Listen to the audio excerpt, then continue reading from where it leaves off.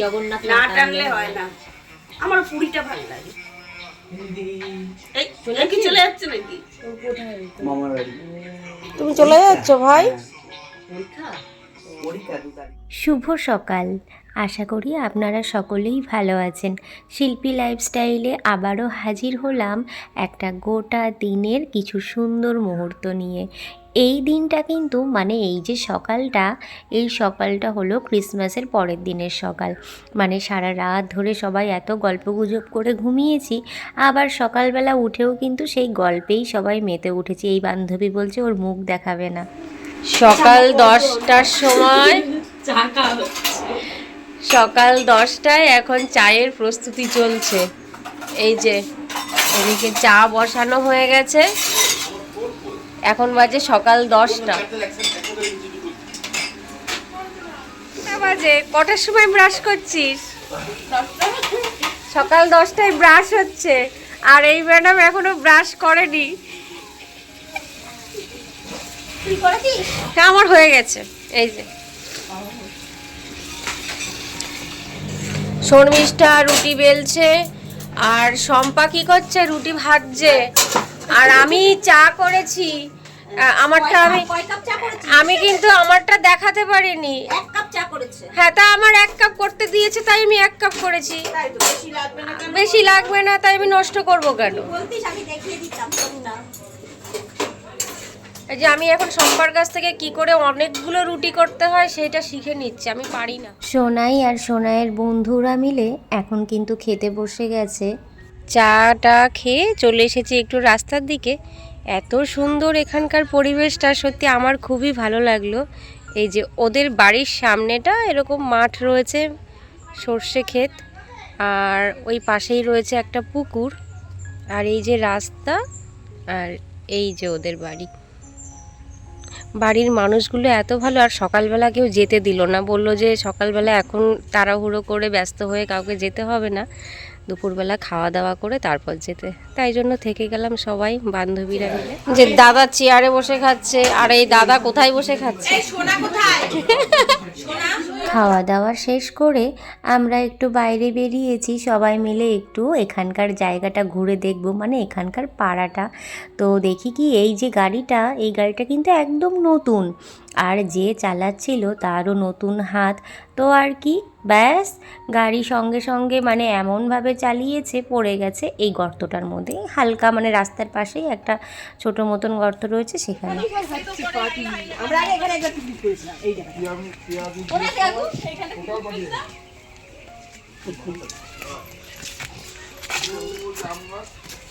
এই জানলাটার এটা কি পরে করেছে? কোনটা? না আমি দেখিনি। সবাই মিলে চলে এসেছি এখন বান্ধবীর কাকুর বাড়িতে। ওই যে যেই কাকুটা সিঁড়িতে বসেছিল, এটা ওনার বাড়ি। যদিও উনি এই বাড়িতে এখন থাকে না, বান্ধবীদের বাড়িতেই থাকে। আর ওনার বাড়িতে কিন্তু অনেক কিছু রয়েছে, আমবাগান, ফার্ম। যদিও উনি এখন এগুলো কিছুই করে না নিজে থেকে, সব লিজ দেওয়া। আর অনেক বছর পরে এদেরকে দেখলাম গুলি খেলতে। আমি না ছোটোবেলায় খেলতাম, এখন তো আর এসব দেখা যায় না, কিন্তু এখানে এসে দেখতে পেলাম, খুব ভালো লাগলো। আর এই যে কী সুন্দর নদী বয়ে যাচ্ছে, এখানে ঘুরতে এসে বেশ ভালো লাগলো। নদী থেকে ঘুরে সবাই আবার চলে এসেছি আর এক কাকিমাদের বাড়িতে। তো সব বান্ধবীরা মিলে ওই কাকিমার সাথে একটু গল্প করে নিয়েছি। এখানে চলছে এখন দুপুরের রান্নাবাড়ির প্রস্তুতি। ভাত বসিয়ে দিয়েছে, আর এই যে ডালটা নাবছে। এখনো মাটন হয়নি, মাটনটা হবে, রাখা রয়েছে। আলু পোস্ত দিয়ে আলু ভাজাটা হয়ে গেছে। পোস্ত দিয়ে আলু ভাজা হয়ে গেছে। এখানে এসে শুধু খাওয়া আর খাওয়া। আমরা খাচ্ছি, আর এই যে কত কষ্ট করছে দেখো আমাদের জন্য।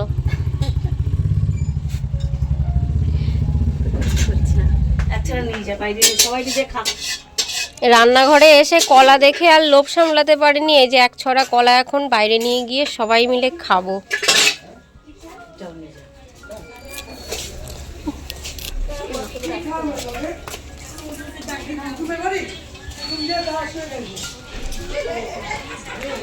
দাদা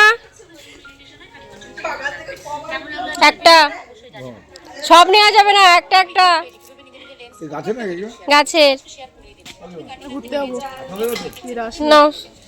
সবার স্নান করা হয়ে গেছে, সবাই রেডিও হয়ে গেছি, আর বসে বসে একটু গল্প করছি, কারণ তখনও তো রান্না চলছে, রান্না পুরো কমপ্লিট হয়নি, আর আমাদের বাড়ি যেতে হবে, আজকেই তো আমরা চলে যাব, তার জন্য সবাই রেডি হয়ে তারপর বসে একটু গল্প করে নিচ্ছি সবাই মিলে। সবাইকে এখন দুপুরের খাওয়া দাওয়া দিতে ব্যস্ত সবাই। এই যে আজকে কিন্তু কলার পাতায় খাওয়া হচ্ছে। যেহেতু কলা পাতায় খুব একটা খাওয়া হয় না, আর কলা পাতায় খেতে কিন্তু বেশ ভালোই লাগে, তো এখানে অনেক কলা গাছ দেখলাম, তো আমরা বান্ধবীরা মিলে সবাই ঠিক করলাম আজকে কলা পাতায় খাবো। তাই জন্য কাকু আবার কলা গাছ থেকে পাতা কেটে দিল, তো আমরা খেতে বসে গেছি সবাই মিলে। এখানে রয়েছে স্যালাড, আর এই যে চাটনি, আর এখানে রয়েছে ডাল। তো সবাই এদিকে খাওয়া দাওয়া শুরু করে দিয়েছে, আর এখনও কিন্তু মেজো মা মাটনটা রান্না করছে।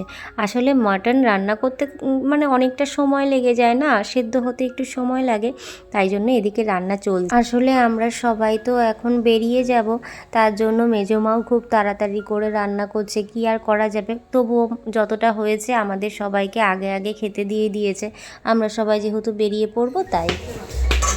সবাই রেডি হয়ে গেছি, ঘোড়া টোড়া সব শেষ, এবার বাড়ি যেতে হবে। এই কাহিনী, হ্যাঁ তুমি তো আমাদের সাথে এসছো, চলো বলছি যেও তাহলে, চলো আর তুমিও যেও। Bye bye. প্রচুর ব্লগ চাই, প্রচুর এরকম exciting blog. We hope so that we can get the vlogs. বাবা বাবা কত কিছু বলে দিল গো। Subscribe. চলো তাহলে আসছি। হ্যাঁ চলে এসেছি হারোয়া স্টেশনে। এই যে